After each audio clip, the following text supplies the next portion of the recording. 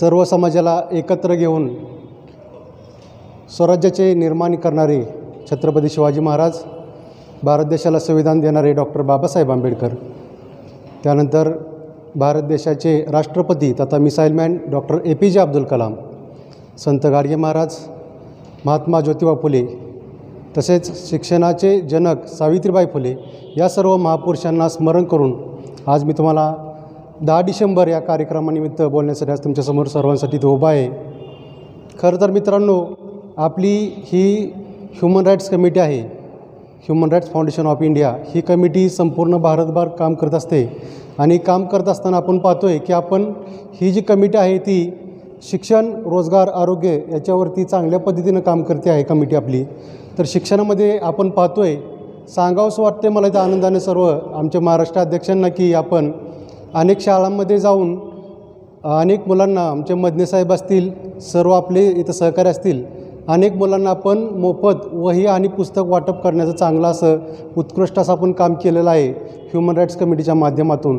त्याच्यानंतर आरोग्यामध्ये तुम्ही जर पाहाल तर आरोग्यामध्ये महात्मा ज्योतिबा फुले ती जी योजना आहे जन आरोग्य योजना, त्या योजनेच्या माध्यमातून अनेक आपण लोकांना त्याचा कसा लाभ मिळेल त्यासाठी आपण चांगलं काम केलेलं आहे. त्यानंतर रोजगाराची संधी अनेक लोकांना आपण कशा उपलब्ध करून देता येईल त्यासाठी रोजगारासाठी आपण अनेक युवकांना आपण इथं मार्गदर्शन केलं आणि ज्या काही शासकीय योजना असतील त्या शासकीय योजनांचा लोकांना कशा पद्धतीने फायदा येतील, युवकांना कसा फायदा भेटेल याच्यावरती आपण चांगलं काम केलेलं आहे.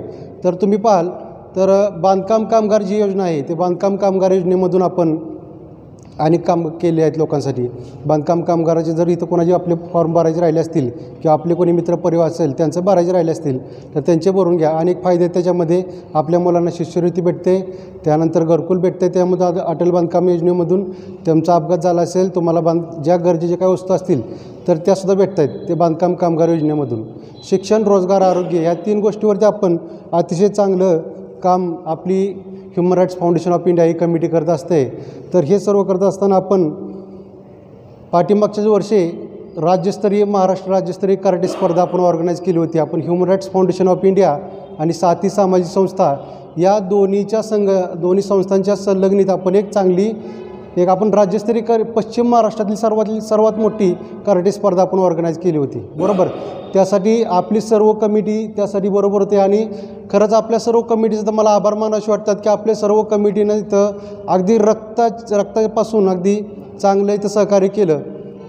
खरंच आमचे मदने साहेब असतील, भोसले साहेब असतील, सर्वांनी चांगले सहकार्य केलं आणि सातारा, सांगली, कोल्हापूर, बारामती इथून चांगली जवळजवळ 800 ते 1000 मुलं खेळण्यासाठी आली होती. तर या मुलांना आपण मेडल, ट्रॉफी, सर्टिफिकेट असेल, जेवणाची चांगली उत्तम सोय केली होती. आमचे भोसले साहेब असतील, सर्वांनी अगदी धावपळ करून सर्वच कमिटी कोणाचं नाव घेण्यापेक्षा सर्वच कमिटी सर्वांनीच धावपळ केली आणि मुलांची जेवणाची व्यवस्था असेल, नाश्त्याची व्यवस्था असेल, चांगल्या पद्धतीने केली. तर राज्यस्तरीय कराटे स्पर्धा आपण ह्युमन राईट्सच्या माध्यमातून आणि साथी सामाजिक संस्थेच्या माध्यमातून अतिशय मोठी राज्यस्तरीय कराटे स्पर्धा आपण ऑर्गनाईज केली होती आणि याचं श्रेय आपल्या human rights foundation of India या आपल्या कमिटीला जात आहे. अतिशय चांगलं आपण केलं होतं. तर खूप आभारी आपल्या सर्व कमिटीचे. तर ही स्पर्धा झाल्यानंतर मला वाटतं 10 डिसेंबरचा आपला कार्यक्रम होता. पाठीमागच्या वर्षी आपल्याला 10 डिसेंबरच्या कार्यक्रमाला बाहेर जायचं होतं आणि ह्या कार्यक्रमाला बाहेर जात असताना खरं तर मला काही उशीर झाला असेल किंवा काय झालं असेल, येत असताना गाडीवरती मी खूप स्पीडने येत होतो. कारण माझी चूक असेल किंवा पुढची चूक असेल, मिरगाव या ठिकाणी येताना त्या वळणावरती आपल्या 10 डिसेंबरच्या कार्यक्रमाला येत असताना माझा अपघात झाला आणि अपघात झाल्यानंतर ज्यावेळेस आपल्या कमिटीतील अनेक लोकांना समजलं की खरं माझा अपघात झालेला आहे, त्यावेळेस आपल्या कमिटीतील अनेक लोक मला भेटायला आली.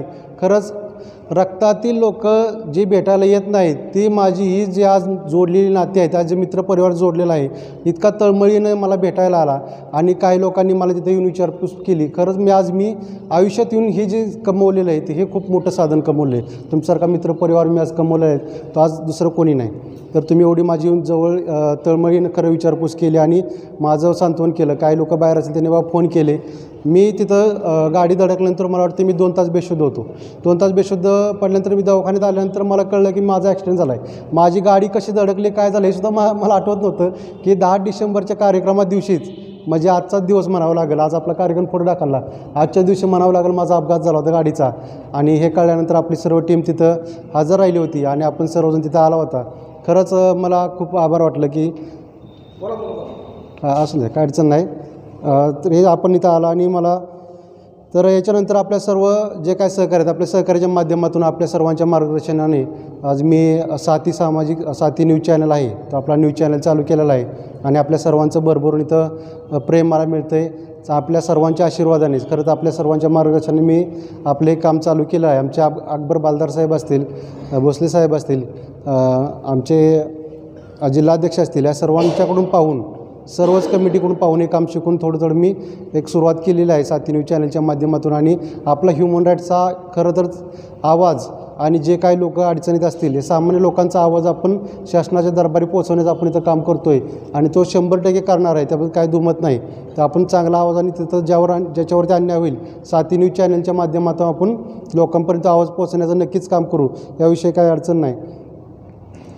तर मित्रांनो, हे सर्व करत असताना आपला जो कार्यकर्ता, ह्युमन राईटचा कार्यकर्ता, खरंच हा कार्यकर्ता स्ट्रॉंग असावा, इतका स्ट्रॉंग असावा की तो खरंच स्ट्रॉंग असावा. तुम्ही मला सांगा, आज मित्रांनो इथे एक खूप मोठा एक पोस्टर लावला आहे आणि त्या पोस्टरवरती जर वाघाचं चित्र असेल तर तुम्ही त्याला भेल का? खरं सांगा, भेचाल तुम्ही? नाही भेणार. आणि जर खरं तुम्ही सांगा, एक खूप मोठा वाघ ह्या गेटमधून डरकाळी फोडत आत आला आहे, तर तुमची अवस्था काय होणार आहे? धावपळ होणार ना. तर आपला जो कार्यकर्ता आहे तो त्या वाघाप्रमाणे असला पाहिजे. कुठल्या कार्यालयात गेल्यानंतर अगदी डरकाळी फोडतच गेला पाहिजे, तो माणूस आपला स्ट्रॉंगच राहिला पाहिजे, असं माझं वैयक्तिक मत आहे. आपला प्रत्येक कार्यकर्ता स्ट्रॉंग असावा. एक कार्यकर्ता 100, आज तुम्ही मला सांगा, एखाद्या जर याच्यामध्ये जर भाषण असेल, आपल्या आता पाठीमाग भाषणं झाली, छगन भुजबळ साहेबांची भाषणं झाली, जरांगे पाटलांची भाषणं झाली, या भाषणामध्ये काही जे मेन लोक असतील त्याच लोकांना स्टेजवरती बोललं जातं आणि त्यांना तिथं भाषण करायला दिलं जातं, बरोबर. तर त्यांना का बोललं जातं? तर त्यांच्याकडे वक्तृत्व आहे, वक्तृत्व आहे, चांगले बोलण्याचे आहे, म्हणून त्यांना पुढे जातं. आणि काही लोक त्या भीडमध्ये असतात, त्या गर्दीमध्ये असतात, त्या गर्दीला किंमत आहे का पुढे बोलणाऱ्याला किंमत आहे? तर आपला प्रत्येक ह्युमन राईटचा कार्यकर्ता हा बोलणारा झाला पाहिजे, स्ट्रॉंग असला पाहिजे. तर गर्दीमध्ये आपण सामावून न राहता आपला कार्यकर्ता पुढं आला पाहिजे, एवढं मी तुम्हाला सर्वांना सांगेन.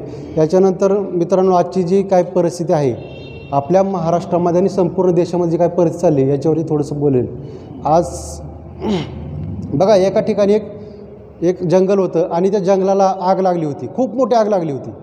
आणि त्या आगीमध्ये अनेक प्राणी जळत होते, काय मृत्युमुखी पडत होते, जे शिल्लक होते इतरत्र धावत होते. धावत असताना ही जी घटना आहे ती लांब आकाशातून एक चिमणी पाहत होती. छोटी घटना जी आहे, ही जी लागलेली आग आहे ती चिमणी पाहत होती आणि ती चिमणीने एक विचार केला की ही जी लागलेली आग आहे ती आपण विझवावी. खरं तर तिनं काय आग विझणार आहे का? नाही विझणार, साहजिकच विझणार नाही. तरी पण तिनं प्रयत्न केला. ती एका शेजारी असणाऱ्या तलावामध्ये गेली, एका तळ्यामध्ये गेली आणि तळ्यामध्ये जाऊन तिच्या चोचीमध्ये तिनं पाणी आणून त्या आगीमध्ये टाकलं.